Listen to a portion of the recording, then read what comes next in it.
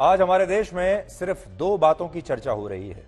पहला, प्रधानमंत्री नरेंद्र मोदी के भाषण की चर्चा और दूसरा, अहमदाबाद के नरेंद्र मोदी स्टेडियम की चर्चा। अमेरिका के दौरे से लौटने के बाद आज प्रधानमंत्री नरेंद्र मोदी ने अपना पहला भाषण दिया और यह भाषण बहुत ही आक्रामक था, बहुत ही दमदार था। भोपाल में बीजेपी की तरफ से आयोजित एक कार्यक्रम जिसका नाम था मेरा बूथ सबसे मजबूत, और इस कार्यक्रम में प्रधानमंत्री मोदी ने बीजेपी कार्यकर्ताओं के सवालों के जवाब दिए। और यह कार्यक्रम जो है असल में चुनावों की तैयारियों को ध्यान में रखकर किया गया था, जिसमें बीजेपी के कार्यकर्ता थे।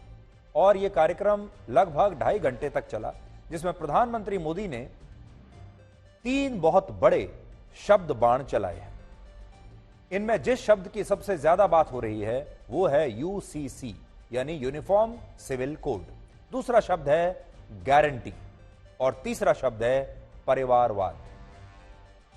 सबसे बड़ी बात यह है कि वर्ष 2014 में जब से नरेंद्र मोदी भारत के प्रधानमंत्री बने हैं, तब से उन्होंने सीधे तौर पर कभी यूनिफॉर्म सिविल कोड के बारे में ऐसा नहीं बोला कुछ जैसा कि आज कहा।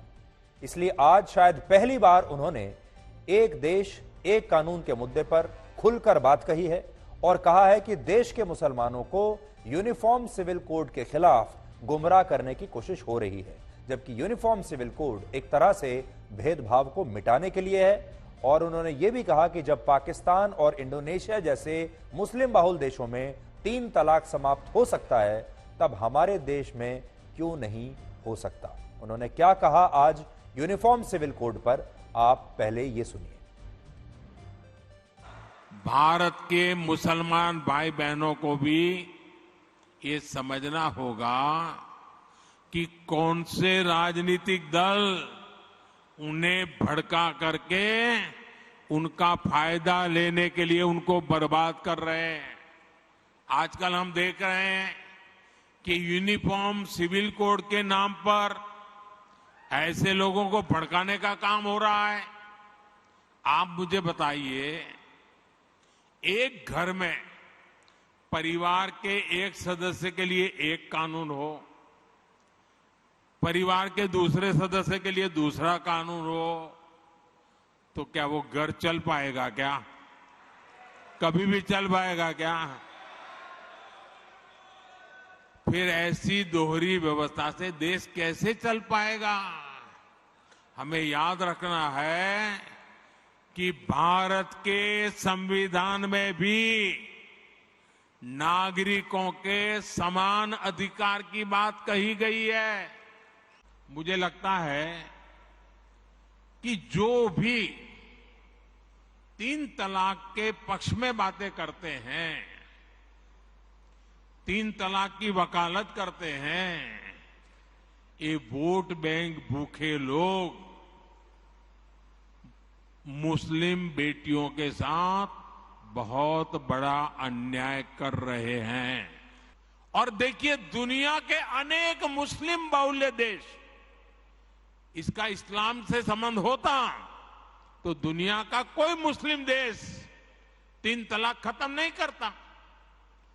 मुस्लिम बहुल्य देश जहां पूरी तरह इस्लाम राज्य है, वहां भी 3 तलाक बंद कर दिया है।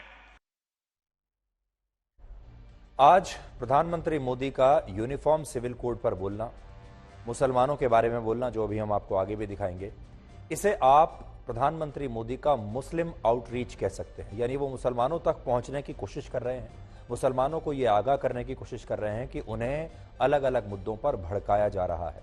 और अभी हाल ही में जब वो अमेरिका से लौट कर आए हैं, तो अमेरिका में भी उन्होंने ये देख लिया कि पूरी दुनिया में एक ऐसा माहौल बनाने की कोशिश हो रही है जैसे कि प्रधानमंत्री मोदी मुस्लिम विरोधी हैं और वो मुसलमानों के हितों की बात नहीं करते। लेकिन आज अपने पहले ही भाषण में उन्होंने सबसे पहले उसी मुद्दे पर देश के मुसलमानों को एड्रेस करने की कोशिश की है।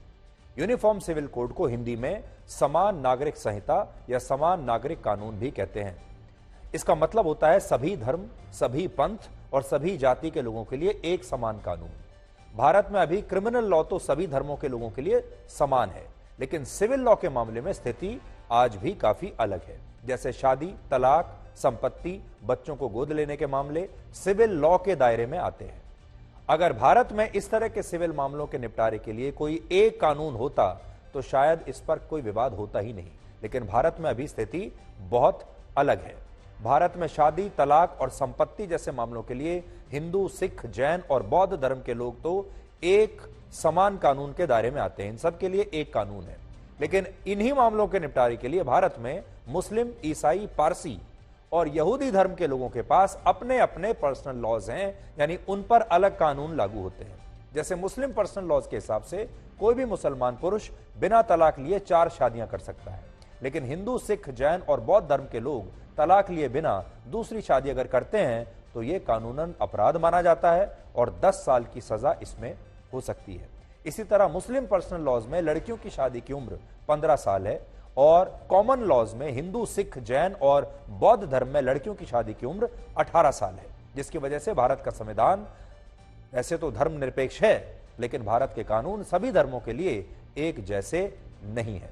लेकिन इसके बावजूद भारत में जब भी इस बात पर बात होती है तो इसका विरोध होता है। और आज जैसे ही प्रधानमंत्री मोदी ने ये भाषण दिया, तभी असदुद्दीन ओवैसी ने इस पर एक नई बहस छेड़ दी। ओवैसी ने आज प्रधानमंत्री मोदी से पूछा कि क्या सरकार इनकम टैक्स में हिंदू अनडिवाइडेड फैमिली के प्रावधान को भी समाप्त करेगी, जिससे देश को हर साल 3000 करोड़ रुपए का नुकसान होता है। तो असदुद्दीन ओवैसी ने यह सवाल आज पूछ लिया। हिंदू अनडिवाइडेड फैमिली का मतलब है हिंदू अविभाजित परिवार, यानी जो जॉइंट फैमिलीज होती हैं, ये प्रावधान उनके लिए होता है।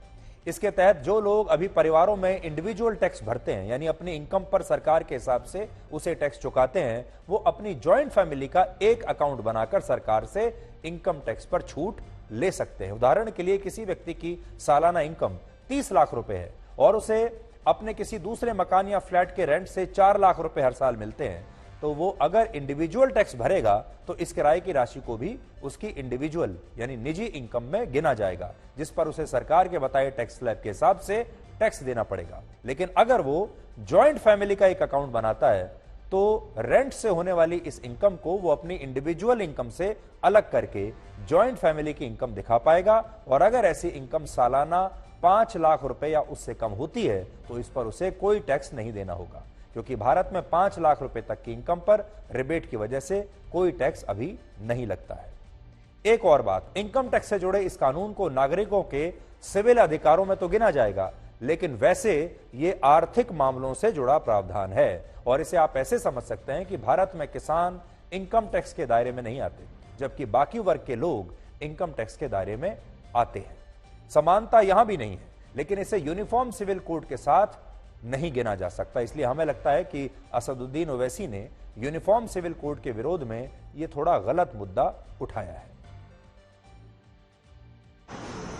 तो आप ये बताइए कि हिंदू अनडिवाइडेड फैमिली के टैक्स रिबेट सिर्फ हिंदू कम्युनिटी को क्यों दिए जा रहे हैं, और 2015 एंड 16 का इनकम टैक्स का जो एग्जेम्पशन मिला आप हिंदू कम्युनिटी को, वो 3064 करोड़ था।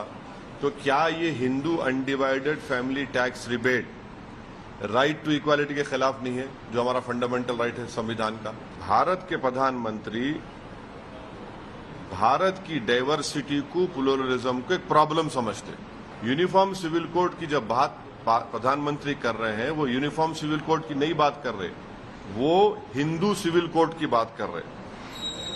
पूरे जो इस्लामिक रेफरेंसेस है प्रैक्टिसेस के, उसको वो इलीगल ट्रीट करेंगे और पूरे हिंदू प्रैक्टिसेस को प्रधानमंत्री अंडर द लॉ प्रोटेक्ट कर लेंगे।